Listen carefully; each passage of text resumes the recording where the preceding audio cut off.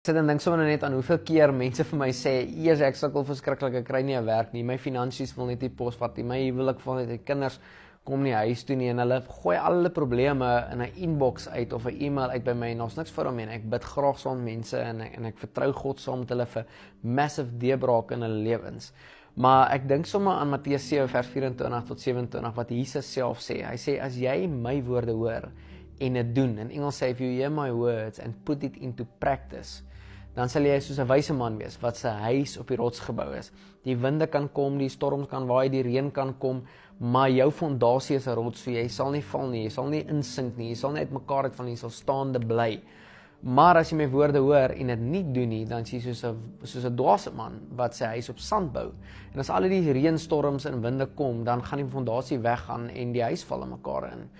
En hierdie is die go-to van die gospel wanneer ons deur moeilike goed in ons lewens gaan, is hoor die woord van God, doen die woord van God. Een van my gunsteling verse in die hele Bybel is waar Jesus sê Matteus 6, dan verduidelik hy, die voëls maak nie in skure by mekaar nie, die lelies klee nie hulle self nie. Jy vandag hoef nie te worry wat jy gaan eet, wat jy gaan drink of wat se klere jy gaan aantrek nie. Hy sê die heidende of die goddelose mense, hulle vra en worry oor al hierdie goeders. Jy hoef nie.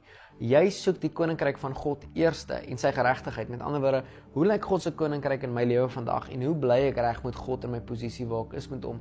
Dan voeg hy al daai goed by. Hy voeg die klere by, hy voeg die eetgoed by, hy voeg die slaapplek by. Hy voeg alles by wat jy nodig het, net omdat jy die koninkryk soek. Jy hoor die woord, jy doen die woord. Ek onthou baie jare terug nooi iemand my in die Kaap om te kom bedien by 'n skool of 'n jeugkonferensie en ek het nie geld nie. Ek het R7 in my rekening. En my vriend sê vir my, kom ons vra al net om ons brandstof te dek. En ek sê, nee, ons gaan God vertrou. Hy sê, maar ons het R7 in die rekening. Ek sê, maar ons gaan God vertrou. As hy môreoggend Kaap toe pak die tasse, ons gaan. Want ek hoor die woord van die Here, ek doen die woord van die Here. En daai aand gaan ek in my kamer in, en is 12 uur en net, daar's niks beweging in my bankrekening nie. Ons het R7 in die rekening, ons moet van Appington af Kaap toe ry, dis 'n 8 ure trip.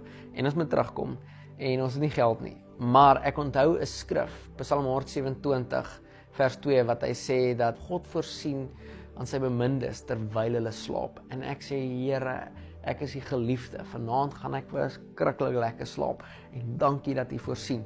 En ek kap sommer so lekker dansie ook daarso, want Psalm 67 vers 5, dan sê hy daarso, as die mense God prys, dan gaan die aarde oes opbring.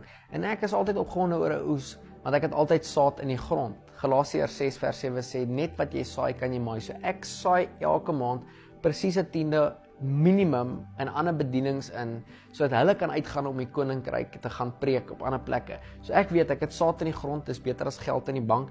Ek het hoor die woord van die Here, hy sê, hy voorsien vir my terwyl ek slaap, en hy sê, as ek dans, dan bring die aarde oes op. So ek kap 'n lekker dansie daarso, ek vertrou God, hy voorsien terwyl ek slaap, en môreoggend gaan ons Kaap toe. R7 in my rekening, daai volgende oggend ry ons Kaap toe. Ek is by my huis uit, ek dink nie ek is 50 meter in die straat af, 4 uur die oggend, betaal iemand R1,600 in my rekening, en ek klim net uit die kar uit, ek dans daar, die bure se honde word wakker en blaf. Ek klim uit en ek prys God, want hy het gehoor en voorsien terwyl ek slaap.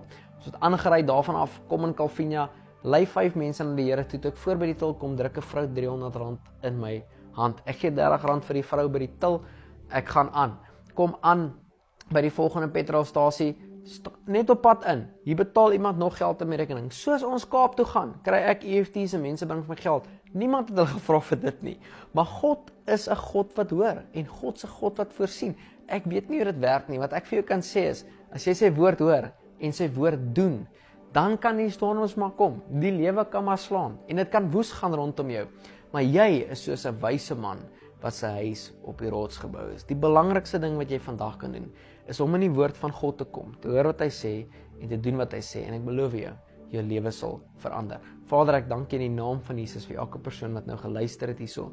Vader, ek dank U dat die woord wat hulle lees, 'n realiteit in hulle lewe sal raak, dat hulle sal doen wat hulle hoor.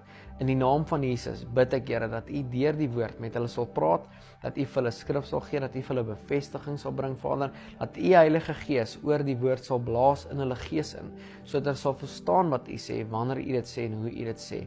Ek bid dat hulle geestelike oë sal oopgaan, dat hulle kan sien waartoe U gaan, hulle ore sal oop wees, sodat hulle kan hoor wat U sê. Vader, U is die herder, ons is die skape, Here, ons volg U met alles in ons. In die naam van Jesus seën ek elke persoon wat nou hier luister, in Jesus se naam. Amen.